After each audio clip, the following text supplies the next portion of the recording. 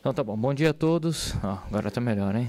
Bom domingo a todos. Hoje temos um dia muito especial. Temos o nosso irmão Roberto Barbosa, que vai nos agraciar com uma palestra super bacana. Então eu vou fazer a abertura, 15 minutos de abertura. A gente vai fazer o estudo do livro, como nós normalmente fazemos. Eu trouxe o livro Pão Nosso hoje, que foi escrito pelo Chico Xavier.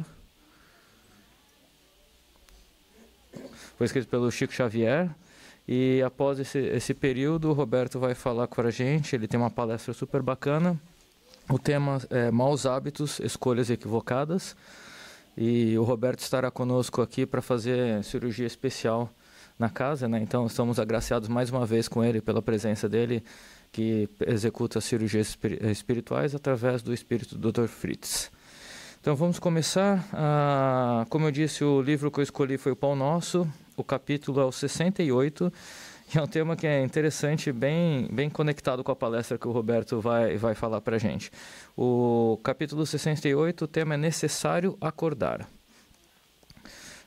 Eu vou ler o texto e depois eu vou fazer alguns comentários trazendo a luz da doutrina sobre esse texto. Necessário Acordar.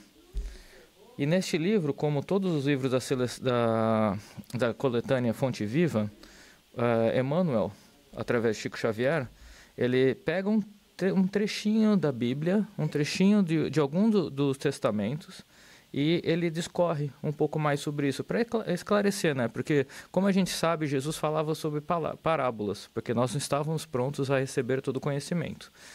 Então o texto que Emmanuel escolheu para esse capítulo é um trecho da epístola, da carta de Paulo aos Efésios, no capítulo 5. E o texto diz o seguinte: Desperta, ó tu que dormes, levanta-te dentre os mortos, e o Cristo te iluminará. Então isso foi escrito por Paulo na carta que ele escreveu aos Efésios, capítulo 5, versículo 14.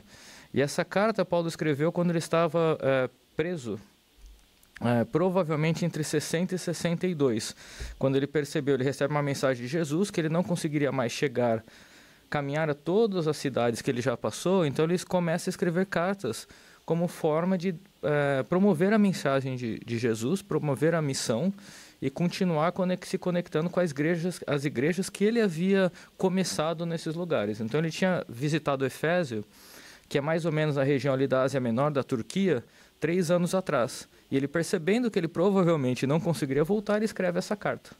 E nessa carta, ela fala sobre princípios da igreja, ela fala sobre Deus. É nessa carta que Paulo fala sobre a importância da relação entre homem e mulher, sobre o casamento, o matrimônio.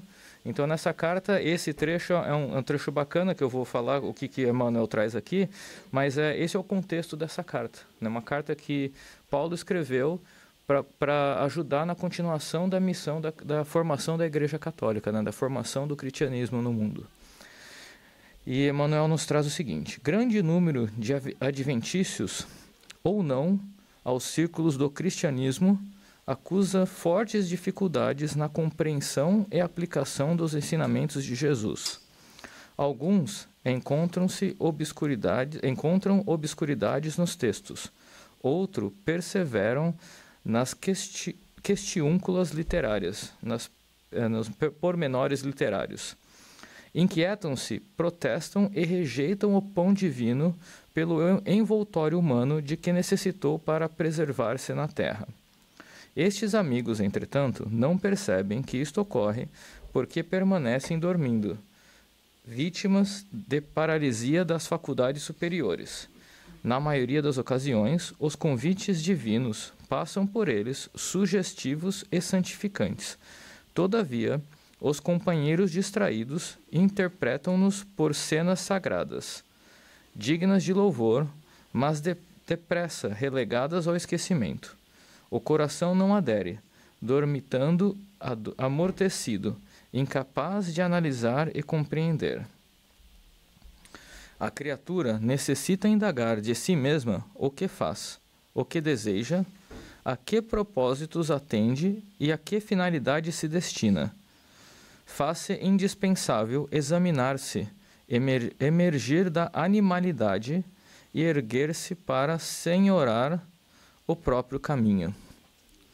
Grandes massas, supostamente religiosas, vão sendo conduzidas, através das circunstâncias de cada dia, quais fileiras de sonâmbulos inconscientes.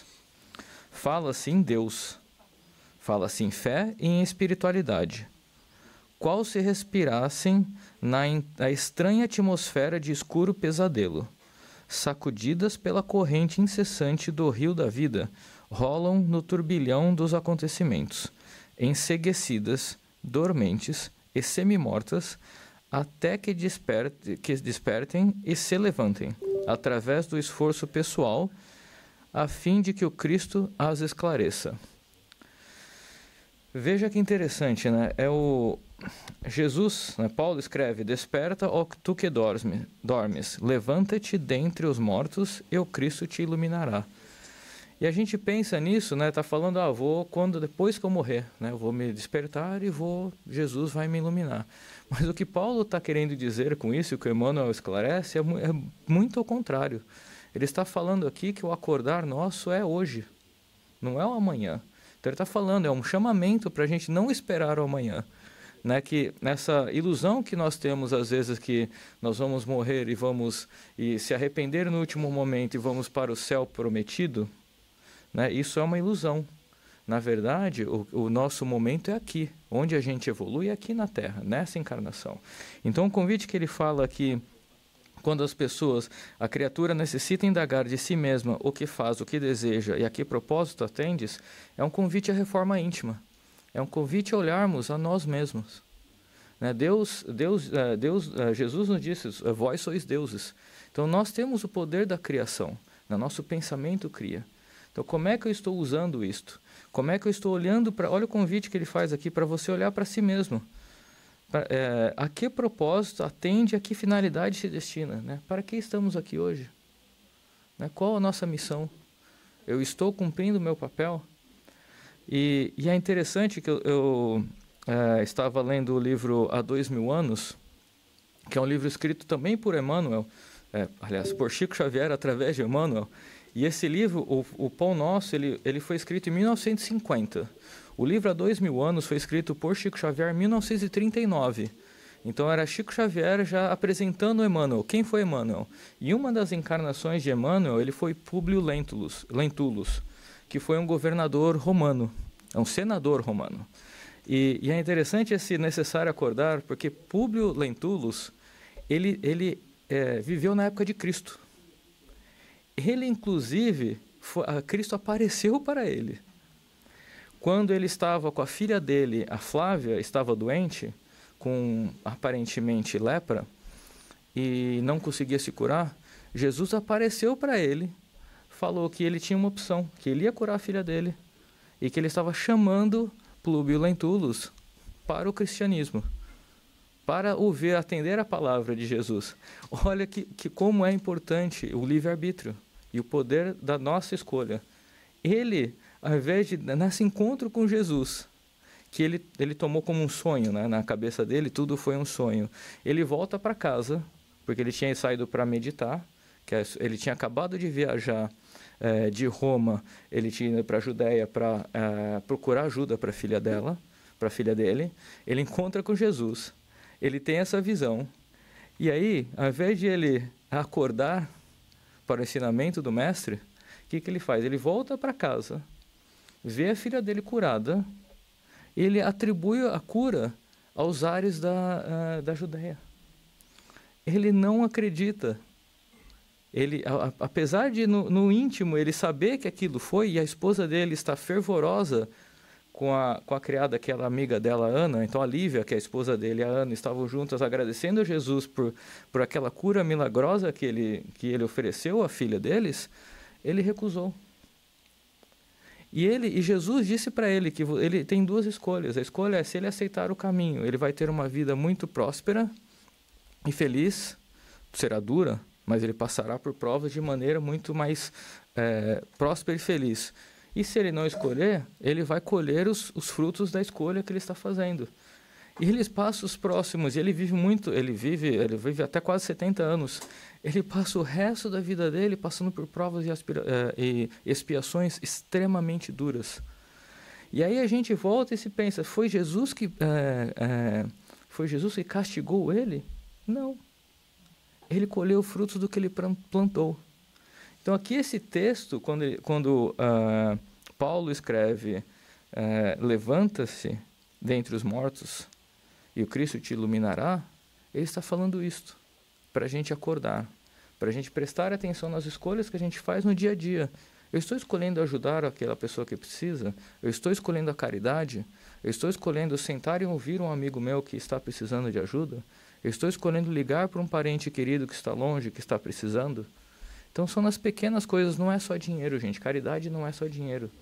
Então aqui é um convite que Emmanuel nos faz, que Paulo fez nessa carta aos Efésios, para as pessoas se despertarem, e despertarem em vida. Acho que a grande mensagem que está aqui por trás é despertar em vida, não esperar a passagem. Porque quando a gente faz o desencarne, quando a gente faz a passagem, nós somos aquilo. Não é que a gente a gente transiciona do mundo material para o espiritual e a gente vira um santo. Não. Nós somos aquilo que nós levamos. Então nós somos as mesmas pessoas que estamos aqui. Então é importante perdoar aqui em terra, é importante amar aqui em terra, é importante respeitar aqui em terra. Porque tudo que a gente constrói, tudo que a gente constrói aqui, a única coisa que a gente leva são esses vínculos. É o vínculo do amor, é o vínculo da amizade, é o bem que a gente fez ao outro, né? Que impacto que a gente está deixando naquelas pessoas que a gente cruza na nossa vida. Então isso é o que a gente leva. São essas vibrações, essas energias que a gente gera com as pessoas que a gente convive, né? Na nossa casa, no nosso trabalho, na nossa comunidade, no nosso bairro. Então isso que é importante a gente cultivar. E esse é o chamamento que Paulo faz aos Efésios, naquele momento que a igreja, que o cristianismo está sendo edificado por ele mesmo, fazendo a viagem por toda aquela região entre a Roma, Egito, Ásia, fazendo a peregrinação que ele fez ao longo da vida dele. Então, com isso, gente, eu gostaria de convidar a todos a fechar os olhos, se ajeitar nas cadeiras, respirar fundo, mentalizar nosso Mestre Jesus, nosso governador planetário, agradecendo por mais essa semana, por mais esse domingo que temos a oportunidade de estarmos aqui juntos, ouvindo essas palavras escritas pelos apóstolos de Jesus, que foram escolhidos por Jesus para representar. Como a gente sabe, Jesus mesmo não escreveu nenhuma sequer carta, nenhuma palavra foi escrita por ele próprio, mas ele deixou-nos os ensinamentos e essas palavras que foram escritas pelos seus apóstolos, que mais de 2000 anos depois ainda são tão vigentes, são tão atuais, tão importantes e tão poderosas. Que nós possamos aprender com o nosso Mestre Jesus, ouvindo com ouvidos de escutar, que a gente possa assimilar essas palavras e praticá-las no dia a dia, sermos mais caridosos, termos mais paciência e que a gente possa fazer mais meditação, olhar para dentro de nós mesmos, promover a nossa reforma íntima no dia a dia, agradecendo ao nosso Mestre Jesus e trabalhando na caridade, no amor, no auxílio de todos aqueles que nós podemos alcançar. Que Jesus e todos os espíritos de luz do Getú que estão aqui entre nós possam nos acompanhar hoje durante a semana, que eles possam iluminar este recinto para que recebamos nosso irmão Roberto Barbosa, que ele tenha a palavra fácil, que ele seja inspirado e iluminado pelos guias de luz, para que tenhamos um domingo muito proveitoso. Que assim seja, Graças a Deus. Então agora eu vou chamar nosso irmão Roberto Barbosa, que hoje nós, diferente do que fazemos normalmente dos domingos, nós não teremos o nosso passe logo após a palestra do Roberto. Ele vai fazer uma magnetização conosco, tá? Então, peço que todos prestem atenção e recebam com muito amor e carinho nosso irmão Roberto Barbosa. Muito obrigado. Sou eu.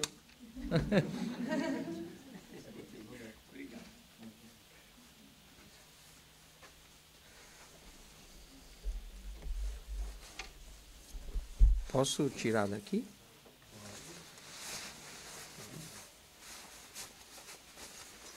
Agora que eu estou fazendo academia.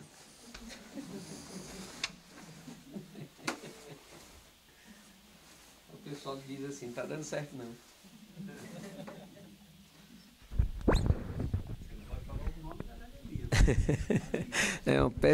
Vai ser uma péssima. Ok. Gostaram da tela inicial da palestra? Hã? Eu já vou dar o tema. Ontem a gente estava no outro centro espírita chamado Cantinho, que fica em Peabody, né? Aqui do lado é só uma horinha. Tudo aqui é tudo uma horinha. E a gente ontem estava falando sobre Jesus, né? O nome da palestra chama O Seguidor de Jesus. Nossa, a palestra para mim, muito emotiva, porque sempre que eu falo de Jesus eu me emociono muito. Mas ontem eu mantive a minha posição de palestrante, chorei não. Aguentei firme. Aí eu chego aqui, o rapaz está aqui falando com a gente, só fala de Jesus. Eu comecei a me emocionar, vontade danada de chorar. E é impressionante isso, porque ele tem esse poder, né? Ele falou uma coisa, ele disse assim, olha, Jesus não deixou nada escrito, realmente. Mas quem disse que as palavras, ou o texto, ou o livro, ou as cartas são mais importantes que o exemplo? O que é que o Chico Xavier, não estou falando do médium Chico Xavier, estou falando da pessoa, deixou escrito? Nada. Ele deixou algumas cartas, né, que ele enviava para os amigos, algumas coisas assim. Praticamente nada. Mas deixou-nos uns exemplos gigantescos, né, de bondade, de humildade, de caridade, e principalmente um exemplo, para mim que sou médium, um exemplo de conduta mediúnica a ser seguida, né? Então, o que a gente vai falar hoje tem muito a ver com isso, com conduta, com escolhas. A gente vai falar hoje sobre um tema... peraí que eu vou ligar aqui. Então, todo mundo curioso, né? Antes de eu falar qual é o tema da palestra, eu vou falar uma coisa para você. Eu não gosto muito de palestra, não. É estranho um palestrante dizer isso, né? É porque é o seguinte, ó, a maioria das palestras, elas só informam. E eu não gosto muito disso, sabe por quê? Porque informação você pega num livro. Eu gosto da palestra quando ela transforma, quando ela ajuda nesse alcance maior. Então não é só trazer informação, é saber o que fazer com ela.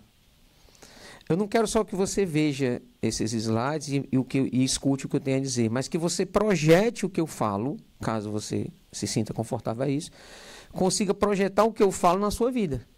Aí faz sentido a palestra. Entenderam? Então eu sou um palestrante que ama palestra, desde que ela tenha esse poder transformador, tá? Então, toda vez que eu faço palestras, eu tenho essa vontade. Bom, hoje a gente vai falar sobre maus hábitos, né? Sabiam disso? Não, né? A maioria não sabia. Maus hábitos, escolhas equivocadas, né? E o primeiro mau hábito aqui presente é esses letras que nunca param de mexer, né? Dá logo uma dor de cabeça. Não, mas a ideia era a gente movimentar um pouco vocês hoje, porque hoje eu vou entrar além do tema, obviamente, que envolve questões morais, né? E sempre que a gente fala sobre, dentro de uma casa espírita, sobre uma palestra que envolve transformação moral, a gente vai falar bastante sobre moralidade espírita, né? A visão moral que o espiritismo tem a respeito das leis de Deus. E, ao mesmo tempo, a gente também vai entrar numa outra área, que é uma área mais da psicologia, em determinado momento. É só para a gente entender um pouco como é que funciona a estrutura dos hábitos. Porque todos nós temos os nossos hábitos, né? É uma palavra que em inglês é muito difícil para me falar, às vezes eu confundo com coelho, né? Mas os nossos hábitos, né? Como o próprio nome da palestra diz, né? Os maus hábitos, na verdade, são a consequência de escolhas equivocadas. A gente, às vezes, acredita que a gente é escravo dos hábitos. Pode até ser, desde que você decida por isso, né? Então, o rapaz até falou que é de mim, eu não sei o teu nome. Luz? Ah, pensei que era Luz. Luiz. Então, o que é que o Luiz falou aqui, né? Que nós temos livre-arbítrio. E quando a gente usa esse livre-arbítrio, né? E o hábito é a consequência do uso do livre-arbítrio, né? A gente percebe que a gente mantém padrões que não são nossos. Tem uma palestra que eu dou sobre mediunidade, que chama Mediunidade, Mitos e Lendas. É uma palestra curta, ela leva 12 horas. E aí, eu dou ela em módulos, né? Porque ela é muito grande. Eu dou ela em 4 módulos de 4 horas, alguma coisa assim. 4 módulos de 3 horas. É muito grande. Por quê? Porque existem muitos maus hábitos na mediunidade. Existem muitas ideias equivocadas na mediunidade. E é legal porque essa palestra, né, que chama Mediunidade, Mitos e Lendas, ela tira a ideia dos maus hábitos. E a palestra é 100% baseada em textos de Kardec. 100%. Para vocês terem ideia, eu não cito nem Emmanuel. Eu não cito nem Chico Xavier nessas 12 horas. Eu só falo de Kardec. E eu peço até o pessoal para trazer os livros, para ficar conferindo, ficar no Google olhando, para ver as coisas que eu estou trazendo, porque parece que eu estou falando de algo novo. Dá a sensação, não sei se vocês têm essa sensação, que os espíritas não lêem muito Kardec, não. Isso é meio estranho, não é não? Eu acho. Você não acha, não? Eu não acho estranho você ser médium. Tem um livro chamado Livro dos Médiuns, você ser médium, ser espírita há anos e nunca ter lido esse livro. Todo. Pelo menos umas 6 vezes. Eu acho estranho. Mas tem gente que realmente não leu ainda, né? E aí, talvez isso seja um mau hábito que a gente tem. Que a gente precisa rever hoje, né? Então vamos para lá, vamos para frente, Ok. Bom, hábito, o que são hábitos? Isso vamos passar primeiro pelo conceito, né? São comportamentos que se repetem regularmente, tá? É lógico, toda vida que você vai falar sobre alguma coisa do ser humano, do ponto de vista conceitual, psicológico, filosófico, tudo tem uma definição diferente, né? Se a gente tentar, por exemplo, você sabe que não existe uma definição que todos os filósofos concordam sobre filosofia? Existem diversas definições sobre do que é filosofia. Né? E é natural isso, porque a filosofia ela é o pensamento humano em ação. Acabei de dar uma ciência, uma definição. Mas existem várias definições diferentes. Né? Então, para hábitos, essa foi a mais congruente que eu achei na internet. Né? Comportamentos que se repetem regularmente. Está confortável para vocês? Vamos ver se vai continuar. Então vamos lá. Então eu até trouxe algo para complementar isso, né? São os nossos padrões de comportamento. Tudo bem? Então o que é hábito? São os nossos comportamentos que se repetem regularmente. Então se você tem um comportamento que se repete regularmente e você não tem um transtorno obsessivo compulsivo, você tem um hábito. Porque o transtorno obsessivo compulsivo é também um comportamento que se repete, mas aí a pessoa tem uma deficiência, né? Ela tem uma dificuldade. Eu não sei se chama toque, chama doença? Pode ser, né? Que a pessoa ela tem vários, né? São tiques, né? Aquelas coisas que ela tem. E isso aí não é escolha dela. Ela realmente tem uma dependência comportamental de fazer aquilo lá. Eu tenho um amigo em São Paulo que ele tem todos os tiques que você imaginar. Gente, a vida dele não é fácil. Ele tá andando aqui com você, aí ele começa a se mexer, aí ele espirra, ele tem um negócio de cuspir no chão e apontar porque ele cuspiu. A primeira vez que eu vi, eu achei graça, mas depois eu fiquei pensando, cadê essa tortura? Toda vida que ele tem vontade de cuspir, ele tem que cuspir e tem que apontar pro cuspe. Então, uma vez ele estava parado no trânsito, ele estava num carro na frente da gente, aí quando ele parou no sinal vermelho, ele baixou o vidro, cuspiu e só viu o braço dele saindo assim do carro. Não é estranho? E ele tem um negócio, ele tem eu não sei, tem até uma doença, acho que Tourette, síndrome de Tourette. E ele tem esse negócio, né? Aí o que acontece? Teve um dia que ele estava com a gente, aí eu disse assim, rapaz, ele falou que tinha um toque que é o seguinte, ele tem um toque que se ele vê alguém tendo um toque que ele não tem, ele pega para ele. Olha o nível do cara, do negócio, né? Aí eu de brincadeira até para testar, porque eu queria entender se era real, eu comecei a andar com a perna balançando assim, ó, com ele, e fui na frente dele andando. Rapaz, eu dei uns 10 passos só. Quando eu olhei para trás, ele já estava assim, ó. Ele já estava travando a perna direita. Aí eu falei, tava brincando, não tem isso não, viu? Então, isso aí não se trata de hábito, isso aí é uma doença, a pessoa tem essa condição, né? E ele diz, ele tem um hábito que é muito, um toque, né? Um desses toques, que é falar palavrão. Já ouviram falar disso? Cara, é muito estranho, ele está aqui conversando com você, e do nada ele fala até, parece até que tem outra corda vocal dentro dele falando, ao mesmo tempo que ele está falando normal, ele está falando palavrão. É incrível. Ele fala assim, ele fala um palavrão bem rápido e volta. Hã? Cara, é incrível. Aí ele, uma época ele foi candidato lá em São Paulo, ele é uma pessoa muito, muito conhecida, ele foi candidato a vereador. Aí eu fiquei imaginando ele fazendo um discurso de posse. Ai, que maldade, gente. Então vamos lá. Vamos falar então de hábitos, né? É óbvio que a gente vai começar pelos hábitos equivocados, né? Ou os hábitos como o nosso tema pede, né? Os hábitos que são escolhas equivocadas. Roberto, escolhas equivocadas para quem, né? Porque você pode fazer essa pergunta. Por exemplo, eu tenho um hábito de fazer tal coisa. Para mim está tudo certo, eu amo fazer assim. E outras pessoas têm um hábito diferente. Não é disso que nós estamos falando. Nós estamos falando daqueles hábitos que nos aprisionam. Vou dar um exemplo. André Luiz sofreu depois que desencarnou? Sim ou não?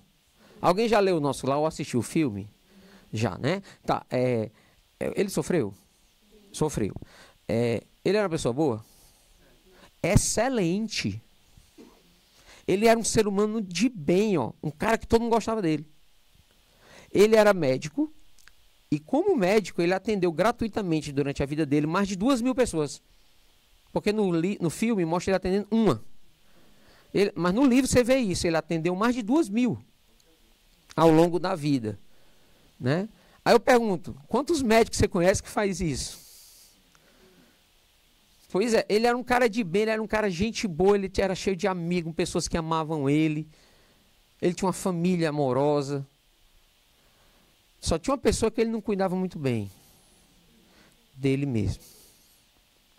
Ele era cheio de hábito ruim. Hábito equivocado. Então, prejudicou ele? Sim ou não? Mas ele não era bom?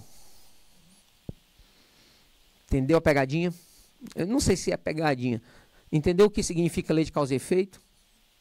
A gente acha que só a gente fazer certas coisas boas em algumas áreas da vida nos livra do sofrimento dos nossos hábitos ruins.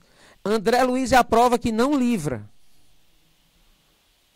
Porque mesmo sofrendo de uma oclusão intestinal que ele teve, ter ido para uma UTI, ter passado por 2 cirurgias, passou 42 dias internado no hospital, lutando pela vida. Mesmo assim, ao desencarnar, foi justamente chamado de suicida. Devido a quê? Maus hábitos. Aí o que é os hábitos que eu vou colocar aqui, nós não estamos aqui para discutir se é bom ou se é ruim, porque a gente sabe que não presta. Certo? É só para você entender que se você for por esse caminho, por mais bom que você seja, haverá consequências. É só isso. Gente, a lei de Deus é matemática. Eu estudei engenharia, eu garanto a vocês. Lei divina é matemática pura. Não tem como você pegar um grão de milho, botar no chão, rezar de joelho, com toda a fé que você tem, para que nasça um pé de feijão. Vai nascer feijão? Vai nascer o quê? Milho. Porque o nome disso chama lei de causa e efeito. Se você gera uma causa, é impossível você ter um efeito diferente da causa que você gerou. É impossível. É falta de fé? Não, nada a ver com isso. É questão de lógica, de razão, Coisa que Kardec tentou nos ensinar muito, né? Então vamos lá. Vamos falar então desses maus hábitos. Eu botei aqui figuras bem generalistas, é claro, porque a nossa intenção aqui não é expor ninguém. É difícil falar desse assunto, viu? Não é fácil, não. Bom, eu botei essa figura só para representar o falar alto, gritar com as pessoas, tá? Só para que você entenda isso. Isso é um mau hábito, né? Não é um hábito tão condenável do ponto de vista... se a pessoa for surda, como é o meu caso, eu sou meio surdo, então eu falo alto naturalmente, sai natural, né? Às vezes a minha sogra, o meu sogro e a minha esposa são pessoas diferente de mim, são pessoas extremamente educadas. Então eles falam muito baixo. Então teve um dia que a gente estava no almoço e eu estava sentado na mesa com eles e eu gosto muito deles. A minha sogra é como se fosse uma mãe para mim. De verdade, juro por Deus, eu amo ela de verdade. Não é sério, porque só porque falou que é sogra o pessoal já fica, né? Aí eu até brinquei com ela assim, no dia que a Carol me deixar, só fique tranquilo que eu namoro sua outra filha e eu não perco a sogra. Aí, vamos lá, bobagem.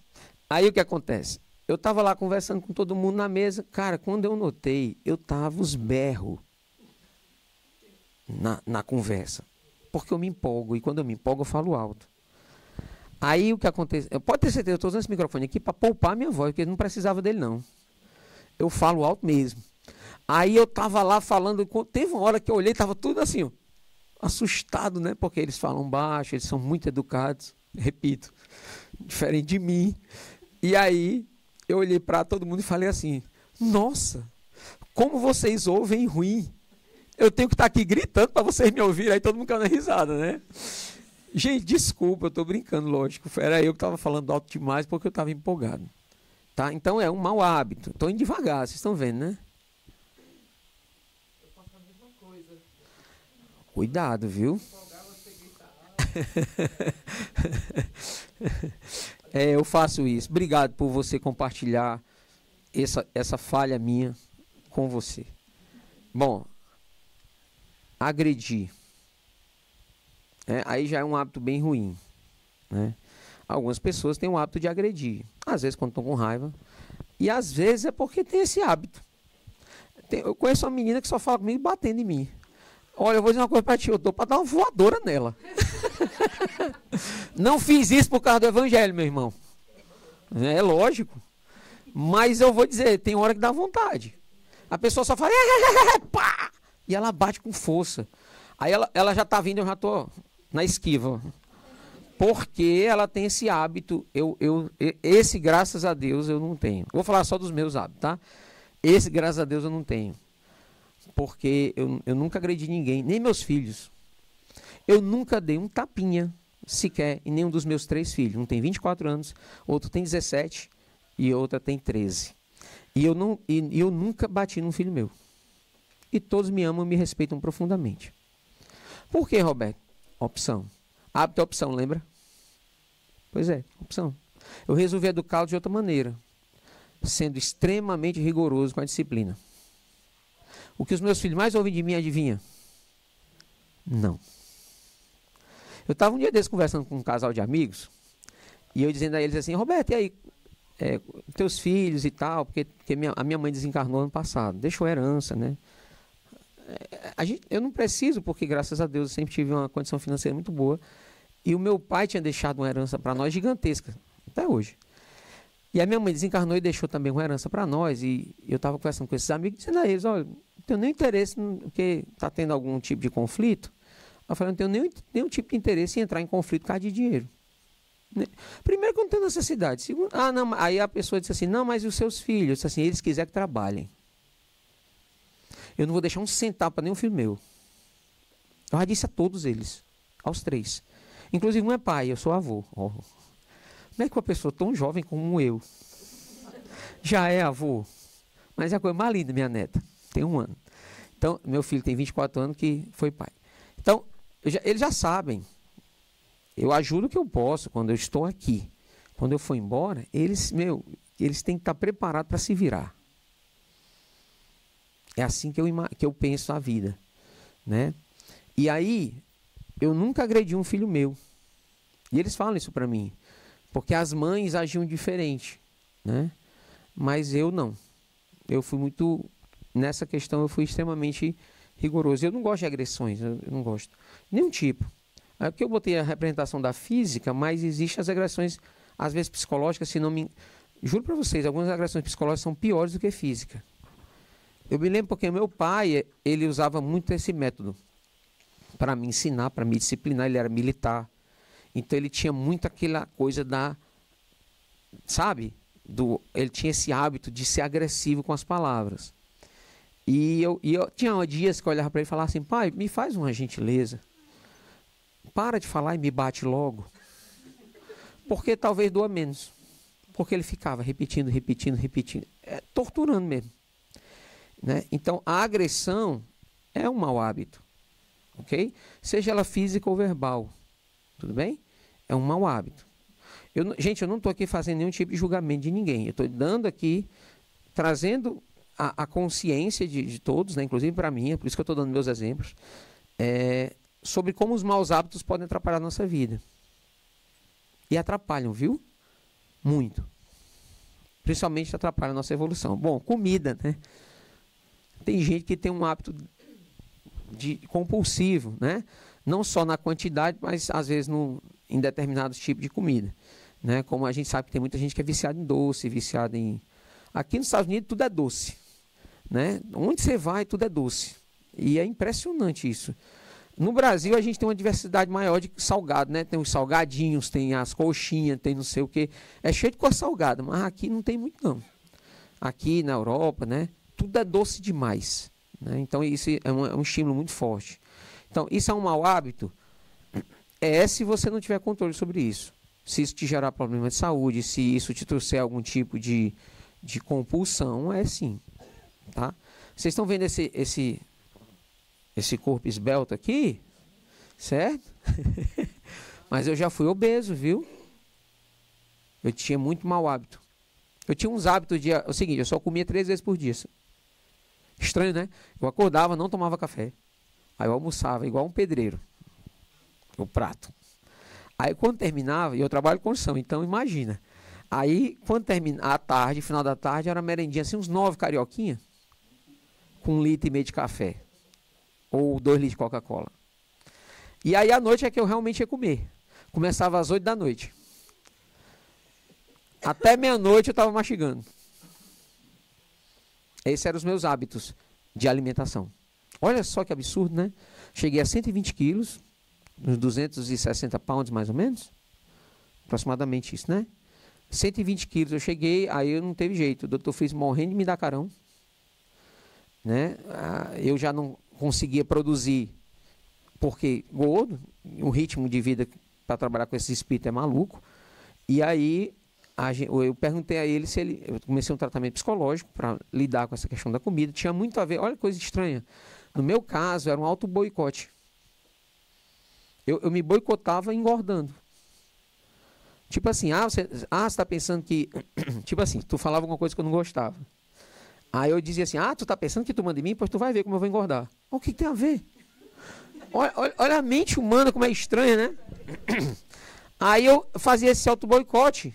E, cara, isso me trouxe muito sofrimento. Problema no pé, problema no joelho, pressão alta. Aí o médico falou assim para mim, o meu médico traumatologista falou, ou você faz uma bariátrica e emagrece, ou você vai ter que operar o pé. E aí eu não garanto, cirurgia traumatológica, eu não garanto que vai ficar bom. Então, se você emagrecer e perder peso, vai ser ótimo. Eu já sentia dor na coluna, eu fazia faculdade, sentia dor nas costas, já da obesidade. Aí eu pedi ajuda do Dr. Frito, viu, só me ajuda na cirurgia? Ele falou, ajuda. Aí a minha cirurgia, que dura em média 3 horas, uma bariátrica dura em média 3 horas, né? Pelo menos essa que eu fiz. A minha durou 45 minutos. Nem o médico entendeu. Ele disse assim, olha, eu fiz 3.000 cirurgias aproximadamente, eu nunca vi uma cirurgia terminar tão rápido. Eu nem acreditei quando eu olhei no relógio. Eu abri as pinças dentro que eles fazem por aqueles aparelhos de visão, né? Com a tela. Aí eu abri a pinça, o seu intestino já pulava na posição dentro da pinça. Aí eu ouvindo ele dizendo isso, eu disse assim, obrigado, doutor Fritz, eu só agradecendo aqui, né? Então, e já fazem 11 anos que eu fiz essa cirurgia, né? Obviamente eu não engordei nunca mais, por disciplina, porque eu comecei a me disciplinar até antes da cirurgia. Eu vou dizer uma coisa, se você não tem disciplina, nem faça. Porque é perda de tempo. Daqui a 2 anos você está mais gordo do que quando você fez. É o que eu vejo a maioria das pessoas fazer depois de mim. Quem fez depois de mim? Minha prima, um monte de amigo meu. Depois de mim, a maioria estão gordo hoje. Porque a pessoa acha que isso vai resolver tudo, mas tem que se disciplinar. Né? Tem que escolher para você ter ideia, olha, uma das coisas que eu fiz antes da bariátrica, eu fiz um acordo comigo mesmo, não vivia me boicotando para poder comer. Eu disse assim, olha, eu vou fazer a minha bariátrica, então antes da bariátrica eu vou parar de beber refrigerante. Aí 6 meses antes da bariátrica eu parei de beber refrigerante. São 12 anos que eu não bebo refrigerante. Para mim foi libertador. Então, é possível mudar maus hábitos. Fofoca, isso aí, graças a Deus, ninguém aqui faz. Né? Aí o pessoal pergunta assim, como é que pode aquele médium famoso, tem tanta mediunidade, tem tanta capacidade de fazer o bem e fica vendendo a mediunidade por dinheiro? Pois é, tu também veio com a língua, não foi? E por que é que tu faz fofoca? É a mesma pergunta. Porque a mediunidade é uma ferramenta, assim como a língua é. Assim como o carro é uma ferramenta, tem gente que usa bem o carro, tem gente que é irresponsável. Então, ferramentas, elas não se definem como boas ou ruins. Depende de quem faz uso delas. Ou da forma que você faz uso delas. Faz sentido? Então, a fofoca é um mau uso da língua. A língua, vocês entenderam, não o órgão coitado da língua.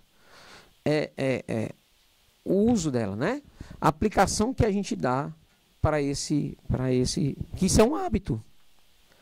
E é um hábito. E tem muita gente que acha que esses hábitos, mas é bonitinho. Isso aí não faz mal não. Falar um pouquinho da vida dos outros não faz mal não. Olha, eu não conheço. A gente já teve um livro sobre o Vale do Suicídio. O Vale dos Fofoqueiros eu não conheço ainda. Eu garanto que não deve ser muito bom não. Né? Porque a gente, quando fala, a gente emite energia. Chico Xavier dizia muito isso. Às vezes o Chico estava indo para o trabalho, uma pessoa parava ele no meio da rua e ele conversava e tal. Teve um dia que ele estava indo e uma mulher queria... Chico, eu precisando falar com você, meu amor, estou atrasado. Se eu não for agora, eu posso perder o horário do trabalho. Eu nunca me atrasei. Ele nunca atrasou um dia. Em 35 anos de trabalho material. Ele nunca faltou nem um dia. Ele nunca colocou um atestado médico para não ir trabalhar. Durante 35 anos. Incrível, né? Aí, ele atrasado já, né? Agoniado, ele disse assim, eu falo com você quando eu voltar. Aí Emmanuel falou assim para ele, deu uma olhadinha para trás. Aí quando ele olhou, viu da boca dela saindo um monte de coisa ruim, negativa. Aí ele percebeu o que tinha feito, aí voltou. Pois não, irmã. Aí conversou com ela ali uns 2 minutinhos e consolou ela lá, o que ela estava precisando, e foi embora trabalhar. E quando chegou no mesmo local, Emmanuel, pare. Estou atrasado. Ele, não, pare. Aí ele parou. O que é? Olha agora de novo para trás. Quando olhou, estava saindo luzes da boca dela. Então você acha que fofoca não faz mal? Faz. Fofoca cria intriga, separação. Né? É natural num grupo grande. Perdão. Num grupo grande como esse, é natural as pessoas desenvolverem afinidade mais por uma do que por outras. Gente, se você não entender isso como algo normal, você vai pirar. Tá? Então é natural eu ser mais amigo do Carlos, a gente conversa muito, do que de outras pessoas. Isso é normal. É natural, isso é natural. Então dentro de um grupo assim, tem sempre... Aí o pessoal diz, panelinha. Às vezes nem é isso, às esse é só porque aquelas pessoas têm afinidade. E elas têm afinidade, elas fazem um trabalho juntos, elas estão ali envolvidas na mesma atividade. Então acaba tendo mesmo esse nível de rapport, né? de conexão mais forte. Ok? Então, rapport é uma palavra em inglês, em americano não, né? Não é francês.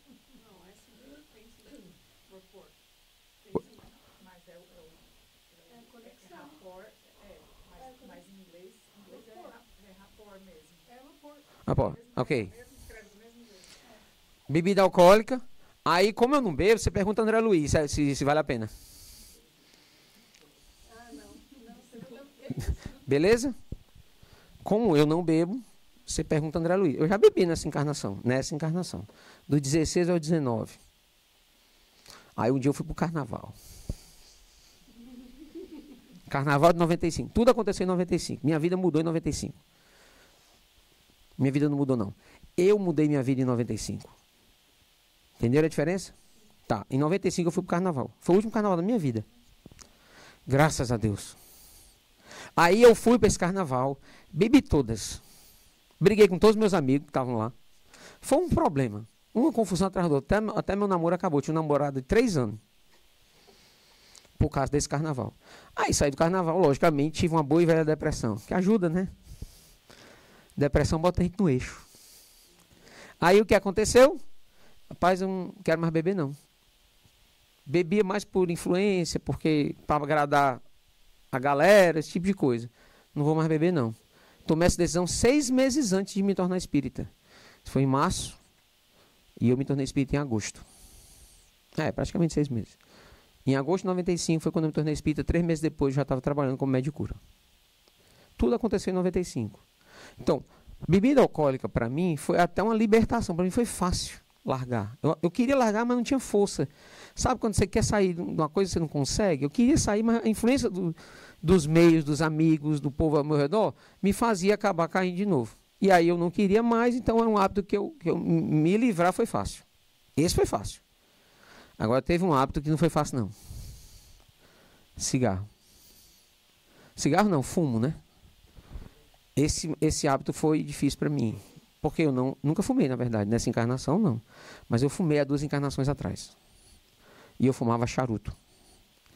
E quando eu era criança, que eu vi o Arnold Schwarzenegger no começo da carreira, fazendo aqueles filmes com aquele charutão na boca, me dava uma água na boca. O Predador, já viu esse filme?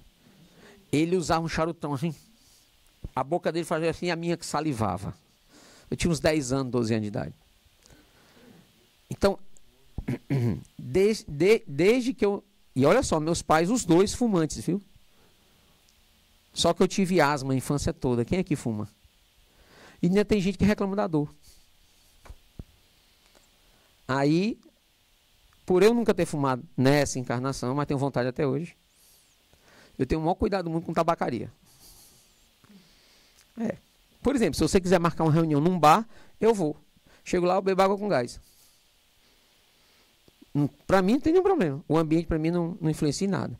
Agora, uma vez a gente estava em São Paulo, eu não lembro qual era a cidade do litoral paulista. Não sei se era Itanhaém ou era Mongaguá. Acho que era Mongaguá. A gente estava no hotel em Mongaguá, na praia, e em frente ao hotel tinha uma tabacaria. Quando eu cheguei, que eu estacionei o carro, tirei as malas e olhei em frente à tabacaria fechada. Aí eu disse assim, vixe, estava indo para a cirurgia espiritual. O que é?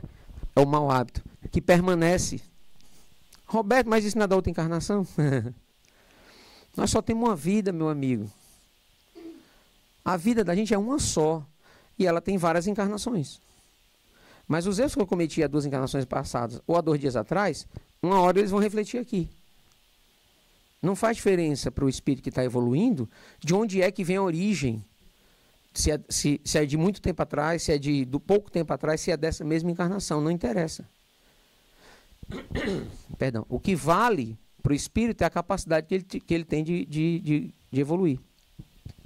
Então, quando eu falo de mau hábito, o cigarro para mim, o fumo para mim realmente é o que mais me apetece ainda. Pra você ter ideia, né? Nunca fumei nessa encarnação. Mas eu não posso ver alguém fumando charuto.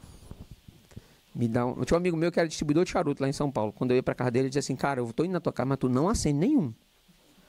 Porque ele fumava charuto.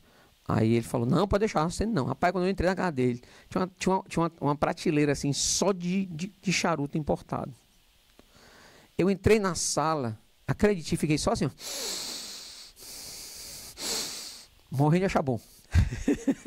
Parecia aqueles cachorros sentindo cheio de frango.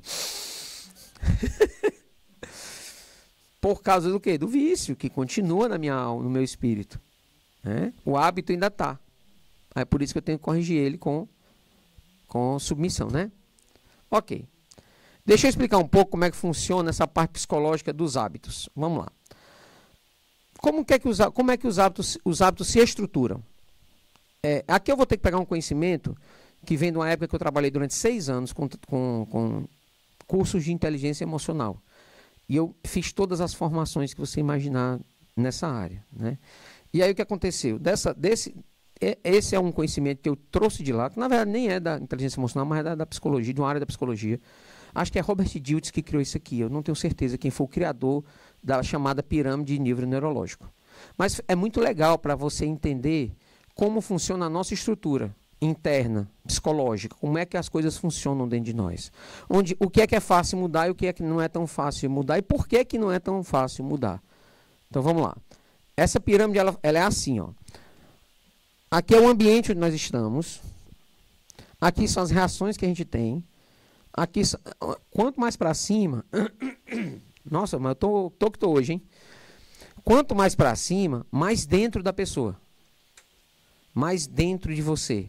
Portanto, mais difícil de mudar. Alguém já tinha tido contato com isso aqui? Levanta a mão. Alguém já tinha ouvido falar? Vocês duas. Ótimo. 3. Por favor, me ajudem se eu escorregar alguma coisa aqui, tá? Porque faz muitos anos que eu estudei isso aqui, então eu não lembro muito detalhe. Então, nossos comportamentos, as nossas capacidades, daqui para frente começa a se tornar um ambiente mais perigoso. Em que sentido? É o eu da pessoa. É aquilo que para ela tem mais importância, que são crenças e valores e a própria identidade dela. Pertinência ao seu legado, aquilo que ela deixa, aquilo que está além dela. Certo? Então vamos lá. Tem pessoas que têm determinados hábitos em determinados ambientes, mas em outros não. Faz sentido? Por exemplo, você pode ter os seus hábitos na sua casa. Dentro da sua casa você tem ambiente extremamente à vontade. Então você pode ter determinados hábitos que você jamais teria dentro do seu espírita. Certo ou não? Então você entende, já que a gente fez essa comparação, o ambiente influencia, mas ele não determina quem você é? Sim ou não? E que ter esse hábito em casa e não ter ele fora de casa é uma escolha? Então vocês estão também me dizendo que dá para controlar os hábitos. Sim ou não? Ótimo. Não? Depende só do ambiente? Não. Por exemplo, se você estiver num grupo cuidando de crianças, como as meninas estão ali agora, né? Numa evangelização infantil. Aí estão lá cuidando das crianças. A reação que você tem por uma indisciplina de uma criança é a mesma reação que você tem pela indisciplina de um adulto? Tá. Você tem o mesmo grau de correção, de uma reação, às vezes assim, mais dura, com o filho do vizinho, da mesma forma que você tem com o seu? Vocês entendem que a gente adapta as nossas reações, os nossos ambientes na forma de comportamentos, dependendo do ambiente, dependendo da situação que exige ou permite determinada reação? Sim ou não? Ok.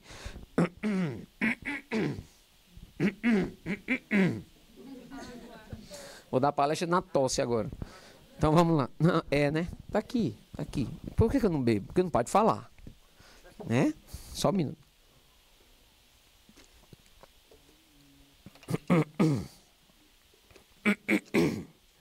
São vocês que me empolgam. Ok. Vamos mais para cima. Chegamos nos nossos comportamentos, aquilo que define as nossas ações. Tá? Aquilo que a gente faz. Aqui é o onde, aqui é o de que forma. Obrigado, querido. Aqui é o de que forma e aqui é como eu faço. Deu para entender? Estão vendo que as perguntas estão ficando mais profundas? Aqui é onde eu faço. O onde nos influencia, mas está longe de nos definir, concorda? Ok. As nossas reações, elas nos definem? Sério? Você pode ter uma reação explosiva uma vez na vida e não ter mais? Sim ou não? Oh, querido, muitíssimo obrigado, viu? Eu tenho um fã. Ele é fã do Mr. Bean.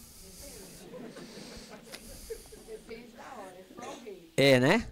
Eu prefiro ele como fã. Mr. Bean não tem hater, você sabia? É a única pessoa do mundo famosa que não tem hater. Estranho, não é isso? Mas é compreensível. Olha. Bom, então vamos lá. Haters, né? Que chama? Ok. Então vamos lá. Então, ambiente, tá, influencia pouco. Aqui já está dentro de nós, né? As nossas reações, elas saem de nós, às vezes são respostas que a gente dá. Então, essas respostas não nos definem. Você pode ter uma resposta agressiva e você não ser uma pessoa agressiva. Faz sentido? Faz. Foi um momento. Ok? Então, cuidado como você se define, viu? Não se permita se autodefinir por reações que você teve. Ok? Ok. Tanto é que, por exemplo, a reação de autodefesa, ela não só é permitida pela lei dos homens, como também é permitida pela lei de Deus. Defender a própria vida, a reação de autodefesa. É uma permissão dada por Deus. E também na lei dos homens, né? Ok. Comportamento. Comportamento é aquilo que você age, não é como você reage. Mas é a forma que você age no mundo. Tudo bem? Aqui estão os seus comportamentos. A maior parte dos nossos hábitos estão aqui, ó. Ok? E os nossos comportamentos, eles recebem influência do ambiente que estamos e das reações que a gente tem. Faz sentido? Faz, né? Ok. Então, vamos lá. Capacidades. Capacidade aí já é um mais profundo. Capacidade é o que você faz. O que você é capaz de fazer. Então, capacidade são as suas... Capacidade é uma coisa que a gente pode mudar, aprimorar, melhorar, que precisa de constante vigilância, mas que exige de nós um grau de compromisso. Capacidades é uma coisa que a gente pode desenvolver. Muita gente acha... Isso é que eu acho estranho, cara. Muita gente acredita que não é capaz de fazer determinadas coisas. Eu falei, peraí, mas você já fez todos os passos que precisa para conseguir isso? Roberto, você é capaz de pilotar um avião? Eu falei, hoje não. Mas se houvesse em mim interesse, vontade, motivação para aprender, eu tenho certeza que eu conseguiria. Então, às vezes, as pessoas não entendem isso, elas não entendem esse mecanismo, que as capacidades elas podem ser desenvolvidas. Aqui dentro já começa a ficar mais perigoso, como eu falei, por quê? Porque aqui tem uma relação muito forte com o que você aprendeu durante a vida. As coisas que se repetiram na tua vida, tu vai desenvolvendo crenças em cima delas. Por exemplo, tem uma crença que a minha irmã implantou no meu sobrinho, no filho dela, que é assim, ó. Um dia esse menino estava no carro com o ar-condicionado ligado. Aí quando porque ela parou o carro e abriu a porta, que entrou aquele bafo quente, no Ceará é quente, vocês sabiam? Aí entrou aquele bafo quente, ela falou assim, vixe, esse choque de temperatura, esse me vai adoecer logo.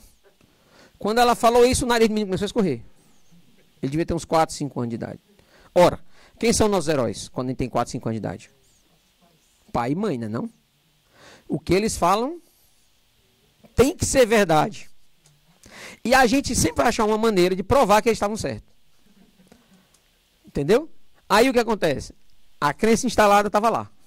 Quando eu vi a minha irmã fazendo isso, a minha irmã, apesar dela ser advogada e psicóloga, eu peguei o menino depois e falei assim, vem cá, meu filho, sente aqui comigo. Toda vida que você muda a temperatura, você fica doente? Toda vida? Aí ele, não, tio. Às vezes não. Ah, então quer dizer que há a possibilidade da temperatura mudar e você não ficar doente? O que é que eu estou fazendo nessa hora? Instalando uma nova crença. E ele nunca mais adoeceu depois disso. Não por mudança de temperatura. Os maiores criadores de limitações em crianças são os pais. Porque não sabem disso. Todas as crenças limitantes, os pais... Eu, por exemplo, eu odeio cebola. Por quê? Porque minha mãe não gostava. Quando eu estava comendo, ela fazia assim, vixe, peraí que tem uma cebola no teu prato. Aí tirava do meu prato. O que é que eu pensava? Veneno. Né?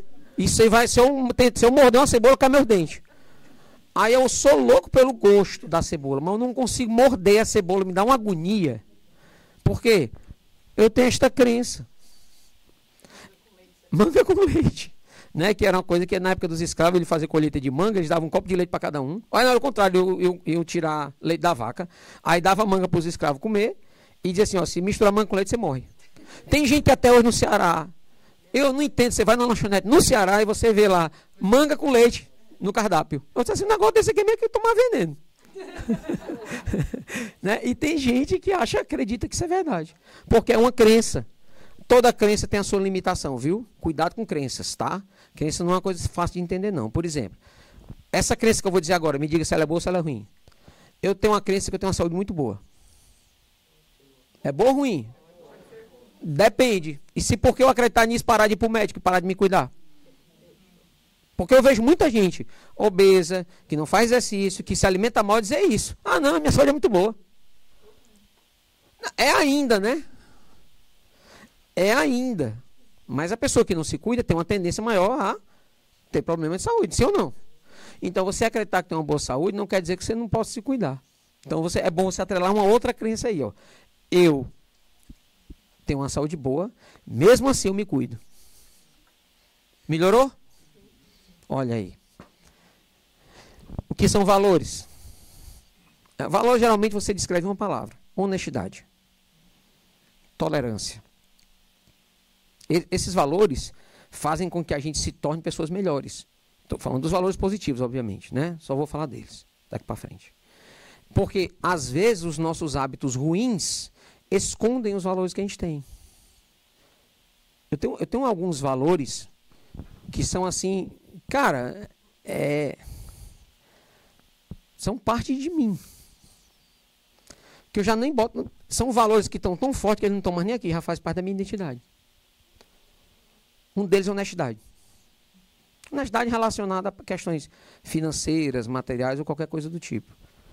Para mim, honestidade é um dos valores mais altos que eu tenho. Eu sou muito. Minha vida é muito pública, então tudo que eu faço tem que ser muito transparente. Eu não tenho nenhum problema. Por exemplo, minha esposa agora está com o meu celular. Ela sabe todas as minhas senhas. Inclusive, ela sabe senha que eu não sei. Então, ou eu consigo ser extremamente honesto com as pessoas, ou eu não consigo ser. Eu.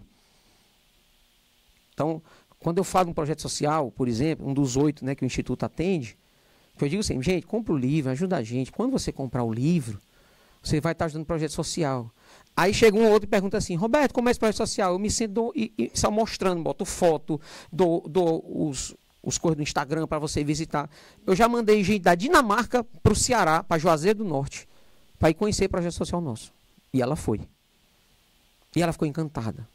Projeto social que o Instituto ajuda, né? O Instituto ajuda a manter. Né? Então, essa coisa da honestidade é um valor muito forte para mim. Mas tem vários outros, né? Vários outros valores que estão intrínsecos. E esses valores, geralmente, eles estão associados a crenças que a gente tem. As minhas crenças sobre honestidade vieram muito do meu pai. Meu pai era uma pessoa muito honesta. Meu pai era uma pessoa, assim, era honesta que irritava. Sabe? O nível de honestidade dele. Ele era incapaz de fazer alguma coisa que não fosse de acordo com a ética, a conduta, moral e tal. E ele não só era assim com ele, como ele era assim com a gente. Então ele repreendia muito a gente em pequenas falhas, né? Que a gente às vezes cometia. Essa coxa esquerda aqui, ó, ela ainda sente a mão do meu pai. Um dia eu estava no supermercado com a minha mãe. Vocês lembram do Kisuko? Quem falou aham tem mais de 40 anos. Se entregou. É tipo Tang, é tipo aquele Tang. Pronto. Só que é mais ruim, né?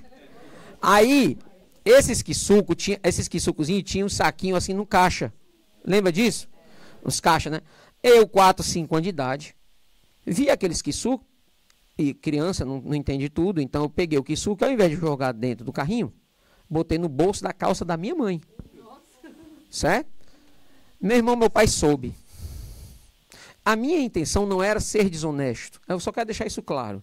Eu achava que se eu botasse no coisa da minha mãe ia dizer assim, eu vou pegar e botar no carrinho, ou eu vou pegar e vou passar no caixa. Eu pensei, só que minha mãe esqueceu que eu tinha botado o negocinho. Papai já estava chegando em casa, voltou no supermercado para pagar esse kisuke.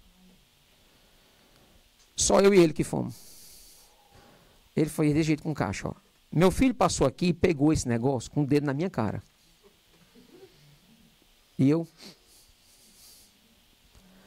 botou no caso. Eu sei que ele não fez isso por mal, mas ele fez. Era desse jeito, viu? E eu vim aqui para pagar 2. Esse era meu pai. Por causa do erro dele. E a volta do supermercado até em casa, era eu e ele, eu sentado na frente. Naquela época a criança andava no banco da frente, né? Não tinha problema nenhum. Tá aqui inteirinho, ó. Andava em pé no banco da frente no Fusca. do meu pai. Mas eu ia sentado e ele batendo a mão assim na minha coxa esquerda. Você está entendendo a honestidade, né? Como é que não aprende? Como é que não se torna valor? Hoje os pais, não é uma crítica meio que geral, viu, gente? Não é a ninguém especificamente. Estão muito numa postura de defender os filhos do mundo. E estão, às vezes, defendendo os erros dos filhos em relação ao mundo. Hoje em dia, uma professora não pode mais expulsar um aluno de sala, que o pai vai lá brigar com a professora. Isso não faz, na minha época, se eu fosse expulso de sala, meu pai comia meu fígado. Com farinha. Rapadura. Sacou? Então, naquela época, a gente era ensinado a respeitar as pessoas. E hoje não é assim. Eu vi uma moça numa lanchonete aqui nos Estados Unidos, Buffalo Wings a gente estava. Aí a gente estava sentado na mesa, e do outro lado tinha uma mesa com um monte de brasileiro comendo também. Aí tinha uns meninos que ficam correndo. Não sei se você já viu esse tipo de criança. Que fica, né, correndo. E teve uma hora que as crianças ficaram exatamente no corredor. A garçonete, que estava com um monte de prato, tentando passar, e os meninos ficavam parados na frente dela. Aí a garçonete falou assim, excuse me, e eles não saíam. Aí teve hora que ela teve que falar mais alto. Ela não foi rude. Ela estava tentando passar para trabalhar. Para quê? Um pai ouviu. Esse cara começou um escândalo dentro do restaurante. A pobre da garçonete chorava, porque não tinha feito nada. E ele falando um monte com ela, que o filho dela, não sei o que, aí na hora o menino começou a chorar também. Aí o que é que uma criança dessa aprende? Qual é a crença dela? Eu não posso me defender de nada. Meu pai defende. Quando fica adulto, papai está lá, mamãe está lá, mas a crença está. Aí o adulto vive com depressão, o adulto vive inseguro, vive com dificuldade de tomar decisão e não sabe por quê. Sabe, agora vocês sabem. É hábito ruim criado por criação. Trazido de alguém. Identidade é o mais profundo de todos em você, aquilo que lhe define. Por exemplo, eu vou dar algumas definições minhas. Eu sou espírita. Eu não acredito no espiritismo. Eu sei que o espiritismo é real. Tem gente perguntando para mim, Roberto, tu acredita? Aqui a pergunta aqui é por quê, né? Por que tu acredita? Não, tu acredita em mediunidade? Não. Eu sei. Entendeu? Não está negociável. Algumas coisas na vida, algumas crenças e alguns valores deixam de ser crenças e valores e se tornam convicções. E quando você chegar ao nível de convicção, não tem mais dúvida. Roberto, tem outras convicções? Várias. Alguns eu não posso falar. Mas eu tenho várias. Por exemplo, sou médium. Aqui é o eu sou, viu? Eu sou honesto. Por quê? Porque esse valor aqui é muito alto para mim. Ele já está aqui já. Certo? Eu sou muito verdadeiro. Isso me causa muito problema. O mundo não está preparado para pessoas como eu. E eu entendo isso. Geralmente eu não escondo o que eu acho, a minha opinião. Quando perguntam, né? Se não perguntar, eu vou ficar calado. Agora, se perguntar, e o pessoal vive me perguntando coisas e eu vivo respondendo, eles se chateiam comigo. Então, para que perguntam? Eu não vou mentir para você, para satisfazer a você. Eu não vou lhe responder aquilo que você quer que eu responda. Eu vou responder aquilo que é verdade para mim. Porque eu sou extremamente fiel. Eu sou muito fiel a mim. Aquilo que é verdade para mim. E isso soa, para algumas pessoas, algo meio agressivo ou meio estranho. E o mundo não gosta disso. O mundo gosta, sabe de quê? De gente que engana, gente que mente, gente que falseia. As pessoas gostam disso.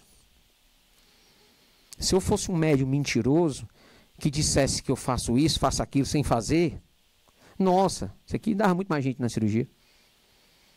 E eu conheço muitos, viu? Médico de Facebook. Escreve carta que é uma beleza. Tanto no Facebook ele escreve. Então, eu sou muito fiel a mim, então eu acabo sendo um pouco... E pertinência, o que é? Aquilo que você deixa. Aquilo que está além de você. É aquilo que é o seu legado. O Espírito que passou aqui pela terra, que deixou o maior legado de todos, e aí não importa qual religião você tem, você há de convir que aquele Espírito que deixou o maior legado de todos foi Jesus. Tanto é que reiniciaram o calendário nele. A prova maior disso. Porque quando você vai estudar a religião judaica, que é mais antiga do que a de Cristo, né, que tem mais de 1.500 anos desde a época de Moisés, 1.500 anos a mais do que Jesus, né, isso que eu quis dizer, você percebe que no judaísmo existem vários patriarcados, né? Aqueles vários rei Davi, rei não sei o que, os filhos, né?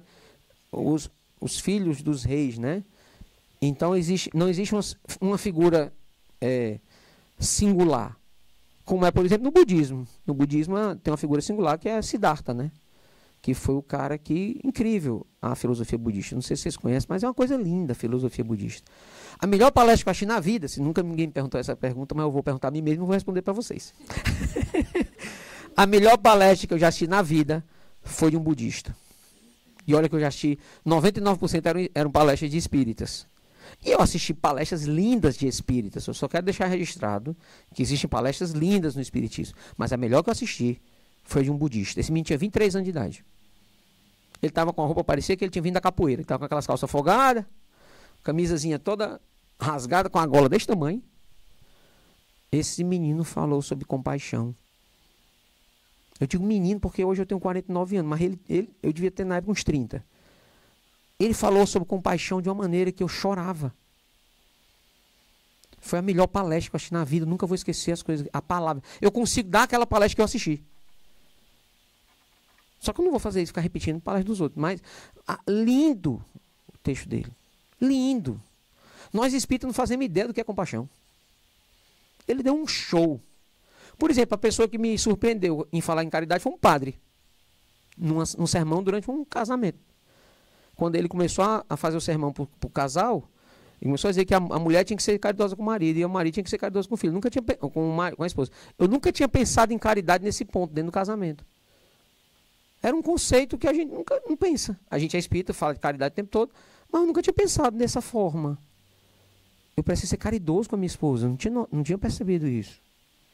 A gente é tão caridoso com um estranho e não consegue ser com uma pessoa que não compartilha a vida do nosso lado. Então, esses insights muitas vezes você vê fora do espiritismo. Por isso estejam abertos, viu? Tem até um pastor evangélico também da palestra de Casa Espírita, não sei se ele já veio aqui, mas ele é muito bom. Perguntas? Sobre nível neurológico? Posso adiante? Tá.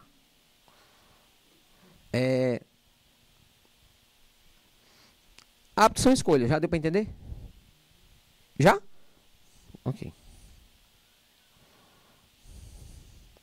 Quer dizer que eu posso mudar meus hábitos, Roberto? Pode. Inclusive, a pergunta diz, né? Hábitos. Quais são os bons?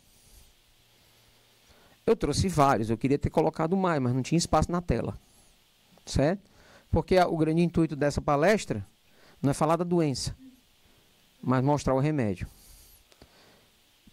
Só queria que você prestasse atenção numa coisa. Enquanto eles vão aparecendo aqui, eles vão aparecendo bem devagarinho, não se preocupe, não é só 2 horas aí. Enquanto esses valores, né, esses hábitos vão surgindo, eu pergunto uma coisa a vocês. Eu quero que na hora que apareça um hábito aqui, qualquer um que surge aqui, que você nunca na vida conseguiu fazer. Por exemplo, eu nunca consegui ser dedicado a nada. Nada. Nada na minha vida eu me dediquei. Nada. Aí eu quero só que você levante a mão. Se surgir algum hábito que você não tem. Pois não. E onde é que está? Ah, já apareceu ali, né? Você nunca perdoou? Eu perdoo, mas eu não esqueço, né? É isso que as pessoas querem ver. Eu também não esqueço não quando tem Alzheimer. Mas a questão daquilo você ficar, tipo... A mágoa. Toda hora. A mágoa vem. A mágoa não passa. A mágoa não passa é porque não perdoou. Aí sim. Não esquecer é Alzheimer.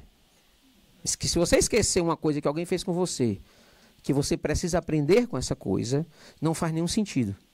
Esquecer, o que Jesus quer dizer é o seguinte: esqueça a mágoa, esqueça o mal que esse mal gerou. É isso que tem que ser esquecido, não o fato em si. O fato em si só se você tiver uma lesão cerebral. Tá?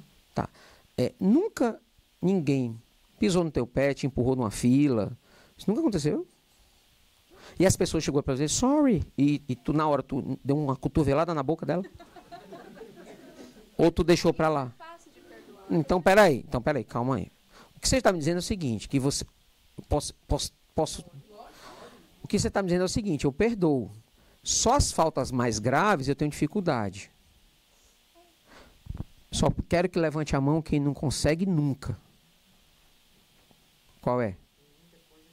Não, eu sei. O quê? Perdão, você nunca conseguiu. Não, eu sei. Vocês não entenderam ainda. Mas em algum momento você perdoou alguém. Então, o perdão existe em você. Você só não consegue usar toda hora, que é o mesmo que ela está dizendo. Entenderam o que eu estou perguntando?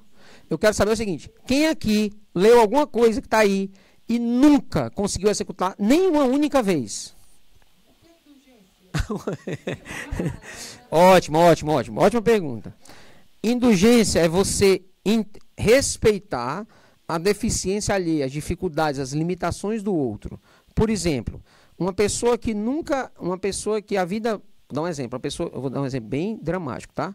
Uma pessoa que foi agredida muito na infância, quando se torna adulta, ela se torna agressiva. Então, a gente tem indulgência com a pessoa, com a agressividade dela, porque a gente sabe que ela tem um histórico de sofrimento nesse sentido. Então, a indulgência é uma forma de você acolher o erro alheio, certo? É isso que a gente faz quando a gente não julga. Quando a gente não julga o erro alheio, a gente acolhe. Entendeu o que é indulgência? É mais ou menos isso, mas o Evangelho explica melhor. Inclusive tem uma parte do Evangelho só dizendo a indulgência. Aí ele explica melhor. Boa alimentação. Se eu for no McDonald's, tem a sua foto lá? Não, estou perguntando. Você nunca comeu salada na vida? Não. Gente, vocês não entenderam a pergunta. Nunca você teve uma boa alimentação? Não é possível. Você nunca comeu salada na vida? Ó, eu vou dar uma opção para ti. Tu já comeu arroz, feijão e um pedaço de frango? Já. Tu acha que isso não é saudável? Eu entendi, mas não é saudável o que eu falei? Então você tem hábitos saudáveis. Você gosta, talvez o seu objetivo seja ter mais hábitos saudáveis. Como ela gostaria de perdoar, como ela também gostaria de perdoar mais. Então, onde é que eu quero chegar, Roberto? Onde é que eu quero chegar? Não tem perigo de vocês não terem tudo isso aqui dentro de vocês. Essa é a questão. Vocês já usaram alguma dessas coisas, todas elas, durante a vida. Em algum momento, mesmo que usaram um pouco. Mas vocês usaram. Então você já tem dentro de vocês. Só basta usar. O que é um hábito? É um comportamento que se repete. Se você... Vamos pegar a frase ao contrário. Como fazer para criar um hábito? Repita um comportamento. Se você não tem algum desses comportamentos em larga escala, repita. Repita. Repita, repita, repita. Porque na hora que você repetir esses bons hábitos, o que é que vai acontecer com os maus hábitos? Eles vão sumindo.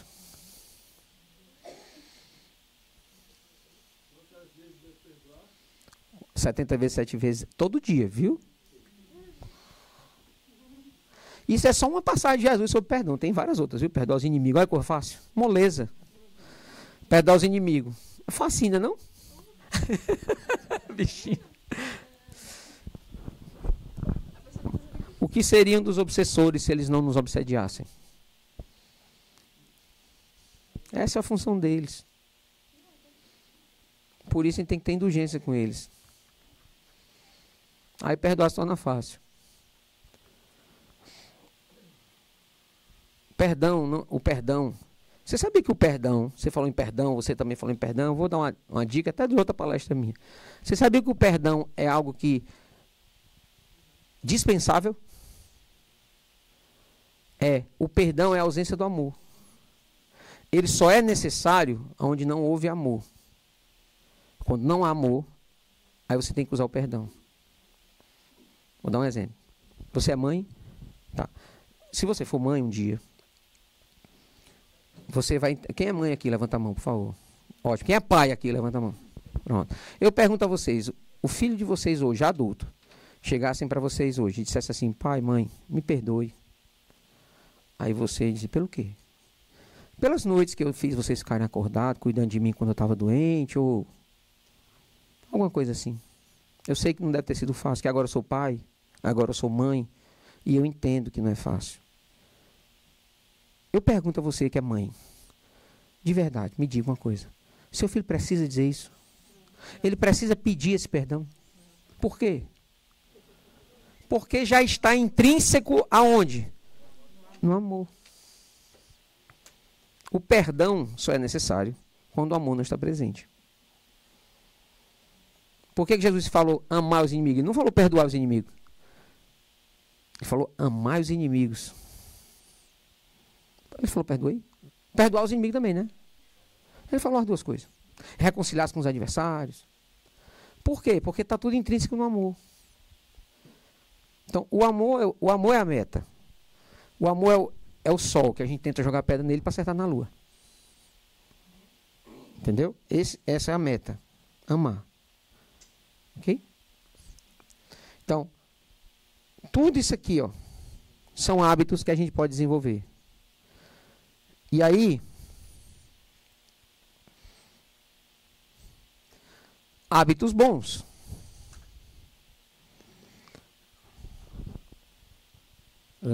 A paciência é uma delas, né? Olha a frase, ó. Seja escravo deles. Tem uma frase de um cara que me ensinou muito na época dos treinamentos que eu dava, que é de um livro que eu não lembro o nome, acho que é o livro, o nome do autor acho que é Napoleão Hill. E o livro é A Lei do Triunfo. E tem uma frase que diz assim, ó: seja escravo dos bons hábitos. Porque ele fala várias leis, né, lá no livro, para a gente aprender a usar todo dia aquelas leis. É muito legal esse livro. Leia esse livro, é muito bom.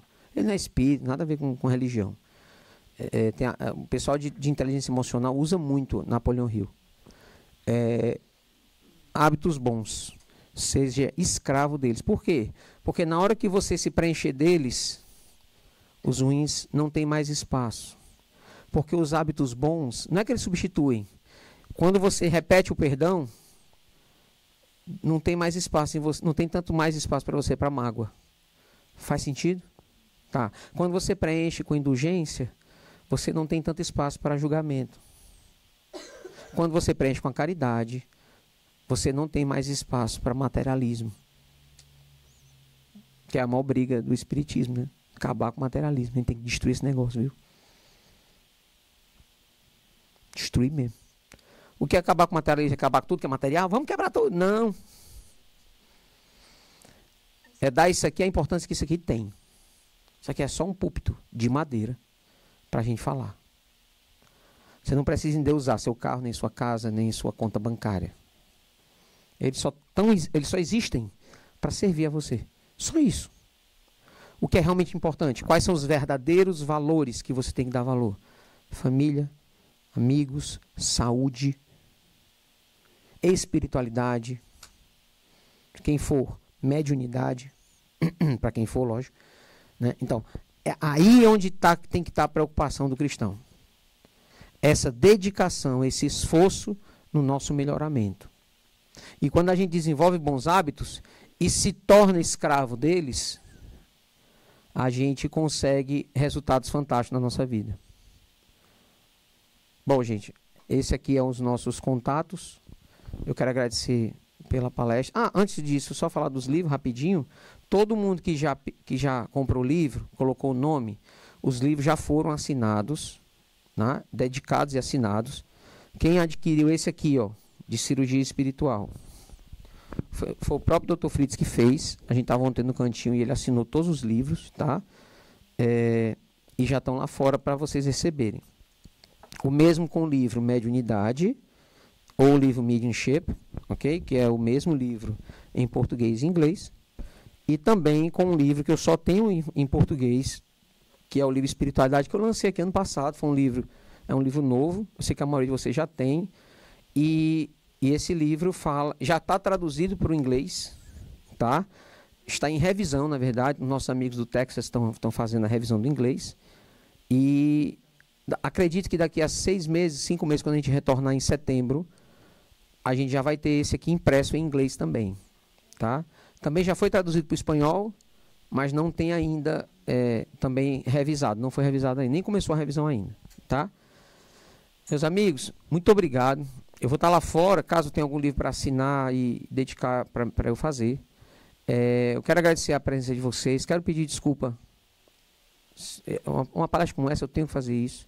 Pedir desculpa caso alguém tenha se sentido ofendido por alguma coisa que eu falei, eu deixei de falar, ou sei lá, Não é um assunto fácil de lidar. Não é fácil falar de defeitos, de falhas morais. Até quando vai falar das boas, a gente tem dificuldade de absorver. A gente tem dificuldade de dizer assim, nossa, mas eu consigo perdoar sim. Nossa, mas eu consigo ser indulgente. Nossa, mas eu consigo respeitar. E é difícil a gente assumir isso, às vezes. A gente é tão bombardeado, dentro do próprio movimento espírita, com essa coisa de a gente tem que se melhorar, a gente não presta, a gente é ruim. Tudo bem, a gente é. Mas a gente está aqui para quê? Para melhorar. É a mesma coisa você chegar para uma criança, ó. A criança está começando a se educar, você fala assim, você não sabe ler? Por isso que eu vim para a escola. É a mesma coisa. Então a gente está aqui, é uma escola. Isso aqui é uma escola de Deus, uma escola de Jesus, para nos ensinar a amar profundamente, tá certo? Então, muito obrigado pela paciência de vocês. Mais uma vez peço desculpa aí pela minha garganta. Esse meu picarro aqui é da época que eu fumava. Não tô brincando. Eu tenho esse picarro desde criança, viu? Esse picarrozinho. E, mais uma vez, eu fui falar do charuto, né? Aí, mais uma vez, eu quero agradecer a presença de todos vocês. Lembrar que o pessoal aqui do Getú aprontou para vocês aí um almoço, tá? Vamos participar, vamos almoçar juntos, certo? Vamos ficar... Porque não é só palestra, é também a gente se unir, né? E a gente vai ficar lá fora um pouquinho com vocês, conversando, comendo, né? Boca fechada, um bom hábito, né? E aí, desculpa, eu sou terrível. E aí, e também as sobremesas, né? Que fizeram a maior propaganda dessas sobremesas aí, viu? Não sei o que não, mas disse que são 3 ou 4 diferentes aí. E a gente vai estar aí com vocês lá fora nessa refeição. Eu acho que vai ter uma prece final. Eu posso fazer uma prece final? Eu posso fazer? Obrigado. Deixa eu fazer, então. Eu vou fazer essa prece final. Beber água antes.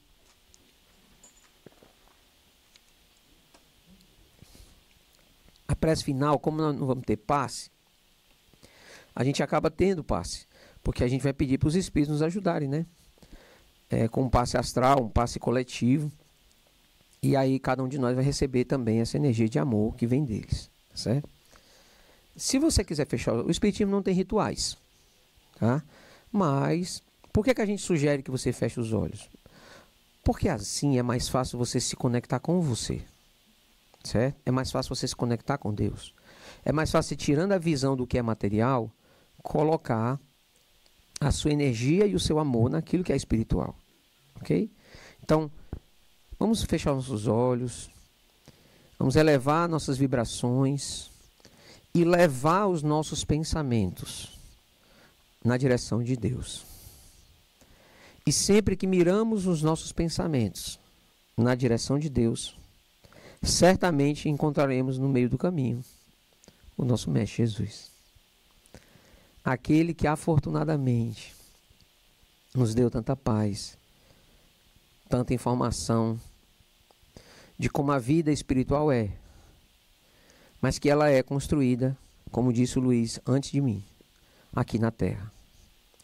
Ela precisa ser construída agora, no hoje, e nós não temos tempo para deixar para depois, porque a reencarnação é uma dádiva. O nosso esquecimento do passado, essa prisão corpórea que vivemos, ela nos permite que a cada pequeno passo que a gente dá na direção da nossa própria evolução se tornem luzes gigantescas no nosso caminho. Por isso, amado Mestre Jesus, tu que escolhemos para ser o guia da nossa caminhada, espera por nós, confia em nós, continua com a tua compaixão, nos dando força, nos dando paz, que nós pouco a pouco vamos mudar os nossos hábitos e tornar os bons hábitos algo presentes, constantes, repetidos em nossas vidas. Nesse instante pedimos a Ti, em nome da espiritualidade presente, um passe magnético que possa nos acalmar, nos preencher, nos conduzir energeticamente à paz, à harmonia, ao perdão. Compreensivos e ativos na tarefa hercúlea de fazer o bem. Que essa energia possa restabelecer as nossas forças, nos dar ânimo e motivação para continuar nessa jornada da vida, continuadamente na direção da busca da nossa autoiluminação. Obrigado, Divino Mestre, por ser o nosso espelho, o nosso exemplo, o nosso guia, o farol que nos conduz ao porto seguro da paz. Que assim seja, graças a Deus.